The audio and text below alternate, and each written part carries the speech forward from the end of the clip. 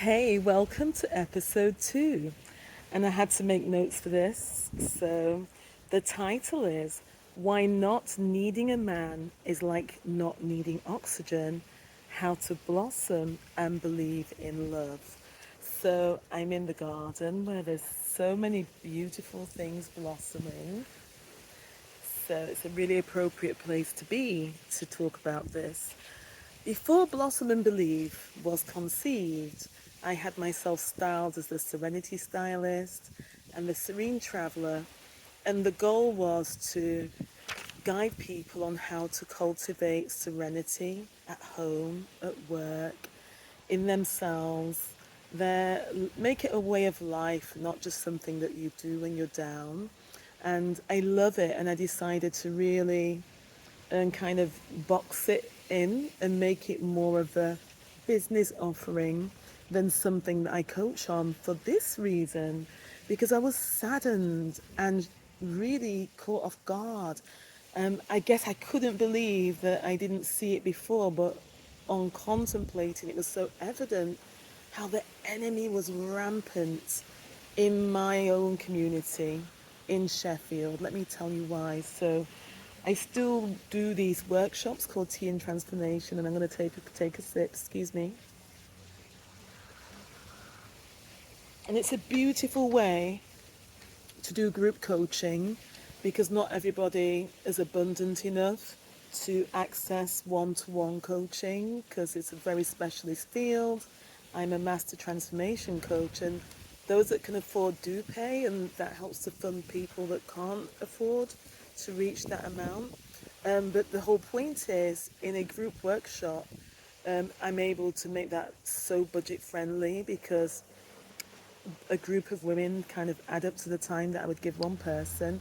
And also, if someone's intimidated and they're not so good at speaking out, just seeing other people talk, because it's a nice environment and it's low key, and I do this at home as well as out of the home, it helps others to speak up.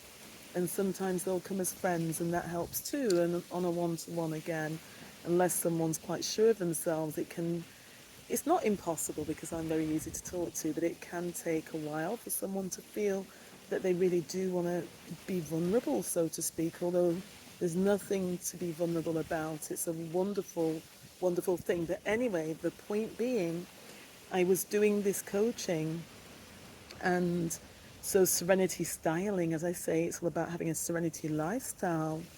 But I realized that when I'm asking about people's homes, I'm talking to women like 50 plus, and they live alone. Some of them, their children have left home, some don't have children. But I'm like, oh, this is really unusual. And I think because I travel so much in other cultures, I don't find this to be the norm. Even in some other Caribbean cultures, and especially not so prevalent in African culture. So this video is actually for everyone from anywhere. However, I'm really homing in on the women who are actually, upon my contemplation and research, 30 plus, and the majority being either alone in a home or a single parent. And I was a single parent for a long time. So again, it's a lived experience. And because in society there's so many women who are without a significant other who would ideally be their husband, it's actually become acceptable. It's normal to the majority, but it isn't normal though. It's hurtful, it's sad because that's the enemy winning. The enemy's tricking women in society into believing that they don't need men and that they're good on their own, and just because they're independent, they can manage. But on the flip side of that, what we're not discussing is the harm that comes from going against the design God had for men and women.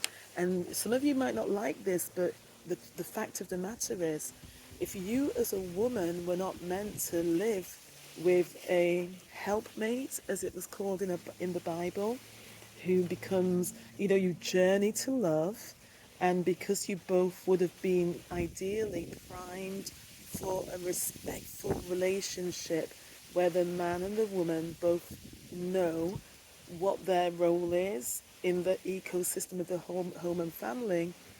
And I'm losing my thread because I'm so passionate about this. But by not going on that journey, women, come on, receding hairlines, hormonal imbalance, polycystic ovarian syndrome, in extreme cases, cancers, fibroids, my journey, backaches, sciatica I should say, hypertension, and a myriad of other conditions that appear nearly wet in my nose, to be medical. But when you perceive the medical aspect and perceive the diagnosis, it comes from improper lifestyle and often stress. Because, for example, in the construct that you're in a society, especially in the West, and I have to say it like this, that's shaped and created by Caucasian men. I don't say this to be racist whatsoever or discriminatory. It's just facts. The people at the top that create the systems, the years for the mortgages, 25 years typically in the UK, the work life, you retire, I think, in your 60s as a woman, a bit later in your 60s as a man. The fact that when you give birth these days, you can be back in work if you're unfortunate within days unless you qualify for maternity or paternity leave. The fact that you having to work through your menstruation and even through your, if you're having a harsh menopause, these are the things that precede the medical and the diagnosis, because ultimately what we don't get is it's not just your body, it's actually a temple. A temple. A temple